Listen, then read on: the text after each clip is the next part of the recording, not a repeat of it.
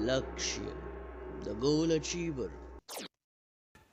नमस्कार, स्वागत है आपका आपके अपने YouTube चैनल लक्ष्य द गोल अचीवर में। मैं हूं सुधांशु तिवारी और हाजिर हूं आपके सामने एक नया सेशन लेकर।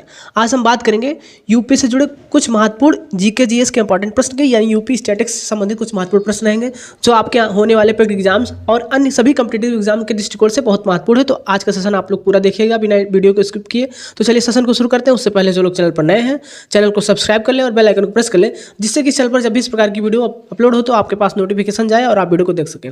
सेशन को शुरू करते हैं। उससे पहले आप सभी को विजयादशमी की हार्दिक शुभकामनाएं। आप भी अपने अंदर की बुराइयों का खात्मा करिए और अपनी पढ़ाई पर ध्यान दीजिए। सबसे पहले पहला प्रश्न है आपके सामने, उत्तर प्रदेश को पूर्व में किस नाम से जाना जाता था? आपके ऑप्शन है यूनाइटेड प्रोविंस, आर्य प्रदेश, अवध प्रांत या उत्तरी प्रांत। तो उत्तर प्रदेश को पहले यूनाइटेड प्रोविंस के नाम से जाना जाता था, यानी ए वाला ऑप्शन आपका सही है। उत्तर प्रदेश को यूनाइटेड प्रोविंस के नाम से जाना जाता था। अगला प्रश्न है आपके सामने, उत्तर प्रदेश में नागों का प्रधान केंद्र कौन सा था? आपके ऑप्शन है सारनाथ, कौशाम्बी, तक्षशिला या मथुरा। तो सबसे पहले उत्तर प्रदेश में जो नागों के लिए प्रधान था वो मथुरा था। मथुरा प्रांत जो है नागों के लिए प्रधान था उत्तर प्रदेश में। अगले प्रश्न की तरफ बढ़ते हैं। अगला प्रश्न है आपके सामने, उत्तर प्रदेश राज एक्ट पर गवर्नर जनरल द्वारा कब हस्ताक्षर किए गए? प्रश्न है आपका, उत्तर प्रदेश राज एक्ट पर गवर्नर जनरल द्वारा कब हस्ताक्षर किए गए? तो ये हस्ताक्षर जो हुआ था ये हुआ था 7 दिसंबर 1947 को। ये एक्ट जारी किया गया था, इस पर गवर्नर जनरल ने हस्ताक्षर किया था। उसके बाद में जो उत्तर प्रदेश को एक अलग राज्य का संवैधानिक दर्जा प्राप्त हुआ था। बढ़ते हैं अगले प्रश्न की तरफ। अगला प्रश्न है, उत्तर प्रदेश पंचायत राज संशोधन अधिनियम कब पारित किया गया?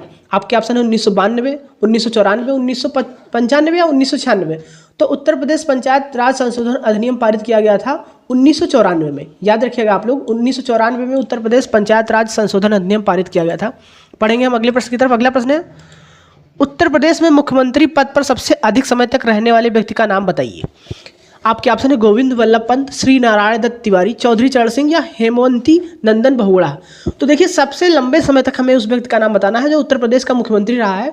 तो उसका नाम है गोविंद वल्लभ पंत। ये वो व्यक्ति हैं जिन्होंने सबसे लंबे समय तक उत्तर प्रदेश के मुख्यमंत्री का कार्यकाल बिताया है। इनका नाम है गोविंद वल्लभ पंत। आगे बढ़ देखिए, अगला प्रश्न है, उत्तर प्रदेश में सबसे अल्प समय तक कौन मुख्यमंत्री के पद पर रहे हैं, ये हमें बताना है। आपके ऑप्शन है हेमवंती नंदन बहुगुणा, गोविंद वल्लभ पंत, त्रिभुवन नारायण सिंह या इनमें से कोई नहीं। तो सबसे कम समय तक अगर हम बात करेंगे तो ये त्रिभुवन नारायण सिंह है, और सबसे अधिक समय तक बात करेंगे तो वहाँ पे गोविंद वल्लभ पंत होगा। सबसे ज़्यादा समय तक गोविंद वल्लभ पंत उत्तर प्रदेश के मुख्यमंत्री रहे हैं और सबसे कम समय तक त्रिभुवन नारायण सिंह रहे हैं। तो दोनों याद रखिएगा आप लोग।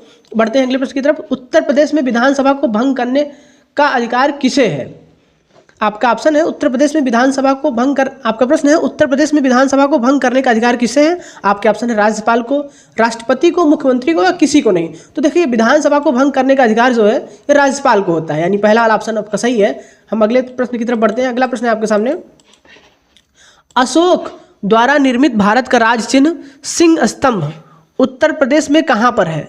अशोक द्वारा जो भारत का राज चिन्ह है सिंह स्तंभ, ये उत्तर प्रदेश में कहाँ पर है? आपका ऑप्शन है इलाहाबाद, मथुरा, अलीगढ़ या सारनाथ।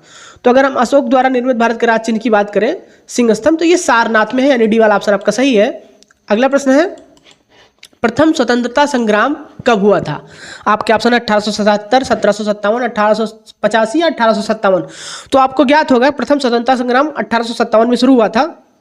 इसका सही जवाब होगा डी वाला 1857। बढ़ते हैं अगले प्रश्न की तरफ। अगला प्रश्न है, बौद्ध धर्म की वज्रयान शाखा का उदय उत्तर प्रदेश में कहाँ पर हुआ था? देखिए, बौद्ध धर्म की जो शाखा है, एक हीनयान शाखा है, एक वज्रयान शाखा है। तो जो वज्रयान शाखा है इसका उदय उत्तर प्रदेश में कहाँ हुआ था, हमें ये बताना है। आपके ऑप्शन है बुंदेलखंड, सारनाथ, इलाहाबाद या मथुरा। तो बौद्ध धर्म की वज्रयान शाखा का उदय जो है ये सारनाथ में हुआ था, यानी बी वाला ऑप्शन आपका सही रहेगा। अगला प्रश्न है आपके सामने कि उत्तर प्रदेश में 1857 की क्रांति का आरंभ सर्वप्रथम किस नगर में हुआ था? यानी जो 1857 की क्रांति हुई थी उसका उत्तर प्रदेश में कहाँ पर आगाज हुआ था, कहाँ से शुरुआत हुई थी उसकी? तो आपके ऑप्शन है लखनऊ, मेरठ, इलाहाबाद या कानपुर।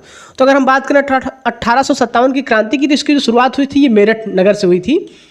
तो आप लोग याद रखिएगा। अगला प्रश्न है आपके सामने, देखिए अगला प्रश्न है, उत्तर प्रदेश भारतीय गणतंत्र का एक पूर्ण राज्य किस सन में बना?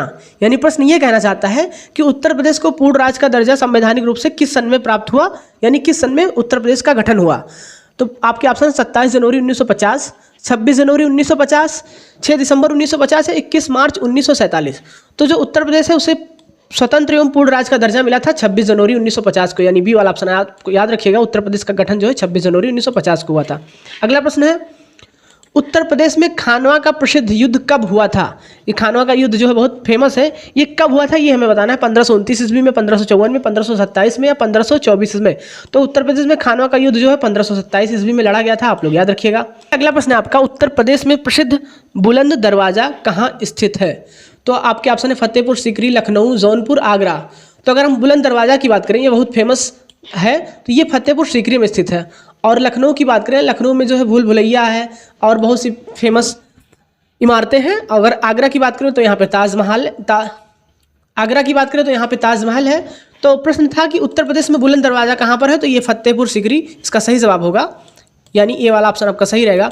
अगला प्रश्न है आपके सामने, उत्तर प्रदेश में अयोध्या में स्थित शिलालेख किस काल का है? यानी अयोध्या में जो शिलालेख प्राप्त हुआ है वो किस काल का, हमें ये बताना है। मौर्य काल, गुप्त काल, शुंग काल या कुषाण काल? तो जो भी शिलालेख अयोध्या में प्राप्त हुए हैं ये सब शुंग काल के हैं, यानी सी वाला ऑप्शन आपका सही है। उत्तर प्रदेश में जो अयोध्या में शिलालेख मिले हैं ये सब शुंग काल के हैं।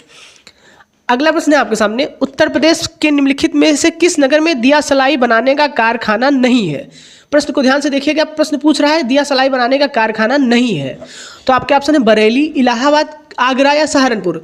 तो देखिए बरेली, इलाहाबाद और सहारनपुर, यहाँ पर दिया सलाई यानी जिसे माचिस कहते हैं आप लोग, उसके बनाने का कारखाना है, जबकि आगरा में दिया सलाई बनाने का कारखाना नहीं है। तो प्रश्न हमसे पूछा था कि नहीं है, तो यानी सी इसका ऑप्शन सही होगा, आगरा में नहीं है। अगला प्रश्न है आपके सामने, उत्तर प्रदेश कितने संभागों में विभक्त है? आपके ऑप्शन है 12, 15, 13 या 18। तो उत्तर प्रदेश को कुल 18 संभागों में विभाजित किया गया है, याद रखिएगा आप लोग, उत्तर प्रदेश 18 संभागों में विभाजित किया गया है। अगला प्रश्न है आपके सामने, उत्तर प्रदेश की मंत्रिपरिषद किसके प्रति उत्तरदायी होती है? यानी जो उत्तर प्रदेश का मंत्रिमंडल होता है वो किसके प्रति उत्तरदायी होता है? आपके ऑप्शन है राज्यपाल, विधान परिषद, मुख्यमंत्री के या विधानसभा के? तो देखिए मंत्रिपरिषद जो होता है वो विधानसभा के प्रति उत्तरदायी होता है, ये आप लोग याद रखिएगा, विधानसभा के प्रति मंत्रिपरिषद जो है उत्तरदायी होता है। अगला प्रश्न है, पूरे उत्तर प्रदेश को कुल कितने निर्वाचन क्षेत्रों में विभाजित किया गया है? यानी जब आपका विधानसभा का चुनाव या किसी भी प्रकार का चुनाव होता है तो निर्वाचन क्षेत्रों में से विभाजित किया जाता है पूरे क्षेत्र को। तो पूछा गया है कि उत्तर प्रदेश को कितने निर्वाचन क्षेत्रों में विभाजित किया गया है? तो आपके ऑप्शन है 405, 450, 480 या 404। तो आप लोग याद रखिएगा 404, यानी 404 निर्वाचन क्षेत्रों में उत्तर प्रदेश को विभाजित किया गया है। अगला प्रश्न है आपके सामने, उत्तर प्रदेश का कौन सा लोक नृत्य गुजरात के डांडिया नृत्य जैसा है? देखिए नवरात्र चल रहा है, डांडिया आप लोग जानते ही होंगे, तो ये उत्तर प्रदेश का कौन सा ऐसा लोक नृत्य है जो गुजरात के डांडिया नृत्य के जैसा है? आपके ऑप्शन है जागर नृत्य, घर करही नाच, सैना नृत्य या पाई डंडा। तो इसको आप ऐसे याद रख सकते हैं कि डांडिया में भी हम 2 डंडे का इस्तेमाल करते हैं और पाई डंडा जो होता है ये भी एक प्रकार से जो डांडिया नृत्य है उसके जैसा ही होता है। तो आप इसका सही जवाब होगा पाई डंडा, यानी ये उत्तर प्रदेश का जो पाई डंडा नृत्य है ये गुजरात के जो डांडा नृत्य है उसके जैसा है। तो उम्मीद करते हैं